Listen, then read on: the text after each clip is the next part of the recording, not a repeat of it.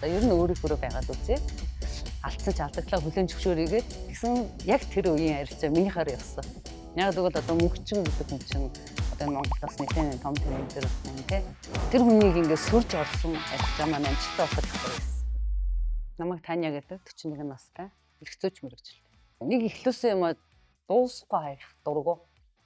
Эцсийн үзэх дуртай. Тэгээд магадгүй тэр зам байсан бах арилжаа хийхэд.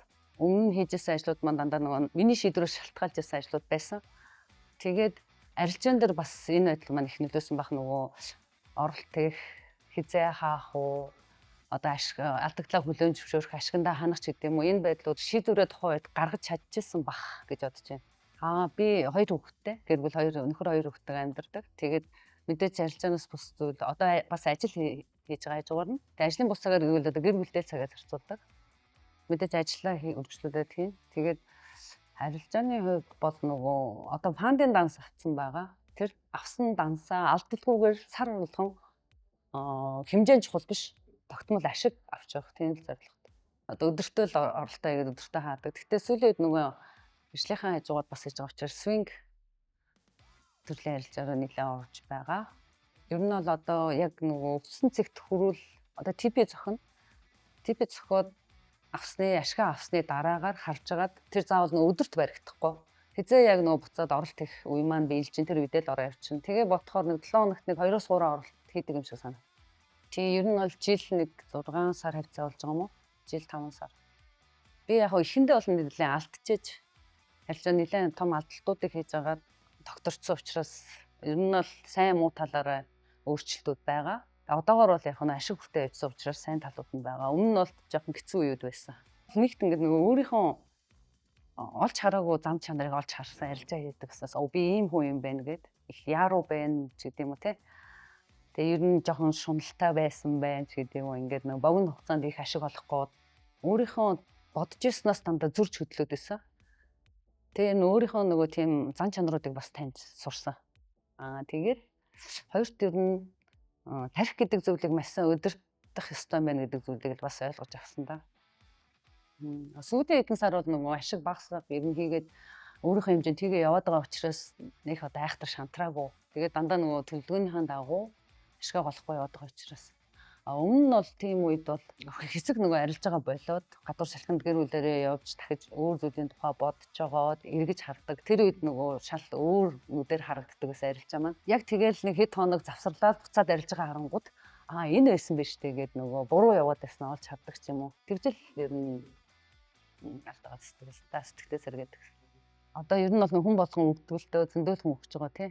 Яг миний зүгээс хэм бол сэтгэл зүгээл маш доктортой болгоор ер нь нөгөө техник, арга барил их хэмжээний ашиг гэж бодхоос өмнө яг өөртөө үнэнч байгаад өөрийнхөө сэтгэл зүг барьж сураасаа л гэж байна. Тэгэх юм бол нөгөө найс нөх гэр бүлдээ цаг зав зарцуул, найс нөхдөдөө уулзсан, эсвэл гоё гэрийн ажил хийн. Одоо ингээд өдөр яг яалчгүй гэртээ байгаа нөхцөл дээр штэ нөгөө байсыг л харах гал арах үед бол нэг юм гэрийн ажил бариад авчирдаг байхгүй. Тэгээ тэрийгэж хэсэг хийнгүүд хэсэг нөгөөдгөө ингээд мартаад тэгээ нөгөөрийнхөө ажилд ингээд улаараа явцдаг. Тэгэхээр ер нь бол яг тэр сэтгэл зүгээ тогтоохын тулд нэгэнт гаргасан төлөвлөгөөнийхөө дагуу хүлээж байгаа тэр хүлээлтийг ерөөсөө гэр бүл найз нөхөд бүр болохгүй бол гэр орны ажил ном уншдаг ч юм уу хоол хийдэг ч юм уу тийм зүйлд зарцуулвал хүн амархан сатаардаг шүү гэж. Би нөгөө анх мот форекс дээр энэ форексыг анх нэгтгэхэд нь л ер нь орж сурч исэн. Мөнгөчин трейдер өөрийнхөө нөгөө нэг юуг одоо төлөвлөгөөг хагас өдрөөлөө бүтсэн өдөр болгон тавьдаг байсан. Тэн дээр ингээ яг миний оролт хийсэн оролтоос жоохон зөрүүтэй юм ингээ эсрэг юм яриадсан байхгүй юу. За ингэх нь биш шүү гэд. Тэнгүүд тэр үед би ингээд мөнгөчин трейдерийн үгийг сонсоод хаах уу байх уу гэж нэлээ эргэлзэж байгаад за ер нь өөрийнхөө байгаад үзье. Алдсан ч алдагдлаа хүлээн зөвшөөрийгээд яг өөрийнхөө байсан л та. Тэгсэн яг тэр үеийн арилжаа миний хараа явсан. Тэгээ тэр үед бол би чадах юм байна гэдэг урам өөртөө авсан.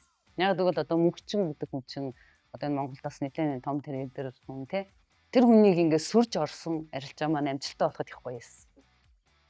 Анхны ашиг авсан үе. Одоо энэ фаунд худалдаж аваад анхны нэг нэлээд баггүй арилжаа ашиг авахд тэр өдөр маш гоё юмсан. Анх зөвөр мөнгө л боддог байсан. Бага хугацаанд их хэмжээний мөнгө олъё гэдэг. Одоо болохоор Нөгөө нэг тэр мөнгнөөсөө илүү би чадсан гэдэг тийм бодлоор л өөрчлөгдсөн. Би яг өөрийнхөө төлөвлөгөөнийхөө дагуу байж чадчихна. Өөрийгөө тогтоож сэтгэл зүгөө барьж чадчих байна. Тархиа удирдах чадчих байна. Тэгээ энэ нь надад илүү мөнгнөөс илүү кайфтай санагдчих эхэлж байгаа. Ер нь бол амар давуу талтай. Яг тэгвэл ер нь их хүмүүс чинь нөгөө нэг санхүүжилт байхгүй бол за нэг дээдл нь өөрийнхөө $5,000 ч юм уу тий. Тэгээ $5,000 за ихээр нь бодоод за дунджаар нь бодъё. $1,000 ч юм уу тий. $1,000-тай харилцаа их $100,000 одоо тэр доллартай харилцаа их болж шал өөр. Яг тэгвэл ашигын хувьд тий. Тэгээ нөгөө $1,000-тойгоо үзээлээдэг нөгөө ашиг нь нөгөө ингээл баг багаар өсөж байгаа хэдий ч ихсэн яг хугацаа их орно.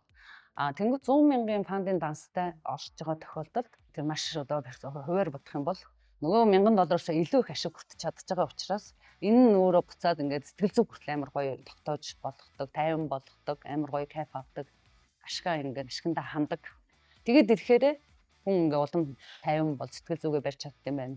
BTC дээр нэг 2 өдрийн дотор хаа $12,000 хүртэл ашиг хийсэн. $12,000 тий.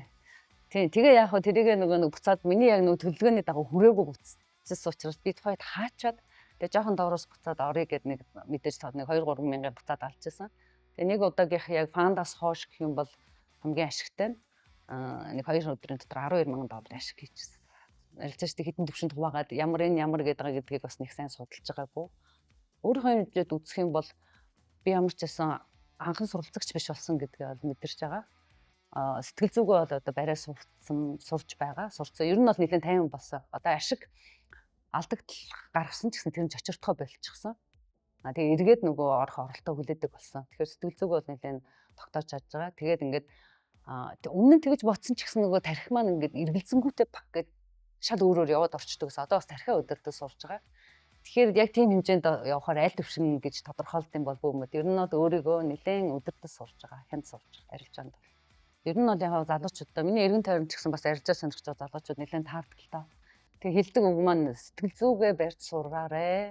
Бити яраараа. Тэгээ яг тэр залуучуудаа би нөгөө Эрхмээ трейдерийн номыг өөрийнхөө номыг ингэж дамжуулж уншуултыг.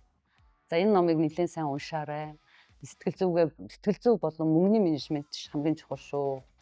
Тэгээд ингээд уулцсан залуус болгон ингээ өөрийнхөө ингээ нэг арга барил одоо нэг шинжилгээ зураал ингээл янз бүрийн ингээл техник шинжилгээнүүд ашиглаад ингээ зураад байдаг.